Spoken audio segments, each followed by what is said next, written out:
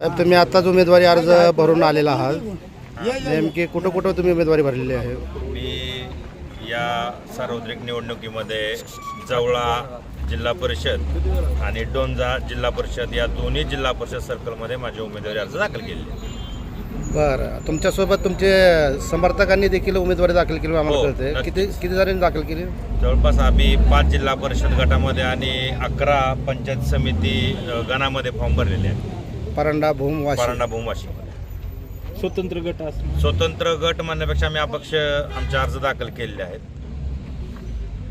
आणि मतदारांपुढे कोणते विजन घेऊन जाणार? जे आजपर्यंत 12-13 वर्ष करत आलो तेच विकासाचं. कारण मला वाटतं मी माझी कामाची कारकीर्द आपण सगळ्यांनी आणि लोकांनी बघितलेली आहे. कारण 2012ला ज्यावेळेस बांधकामात सभापती झालो त्यावेळेस माझा कामाचा धडाका, उपाध्यक्ष झालो त्यावेळेसचा माझ्या कामाची पद्धत आणि जे काही मी सामाजिक काम या ठिकाणी करत आहे निश्चित त्याची पोचपावती इथला मतदार राजा मला दिल्याशिवाय राहणार नाही. सकाळपर्यंत पॅचअप होईल असं म्हटलं जात होतं. नेमकं सकाळपर्यंत कशा संदर्भातलं पॅचअप? म्हणजे जे शिवसेनेमध्ये एकोबा होईल या दृष्टिकोनातून काही बातम्या शिवसेना वेगळ्या आहेत. त्या कुठल्या शिवसेनेचा एकोबा म्हणताय? म्हणजे आमदार तानाजीराव सावंत त्यांच्यासोबत पॅचअप होईल असं बोललं जातं. त्यांचं माझं पॅचअप राजकीय पॅचअपचा आणि याचा काही विषयच नाही आहे ना.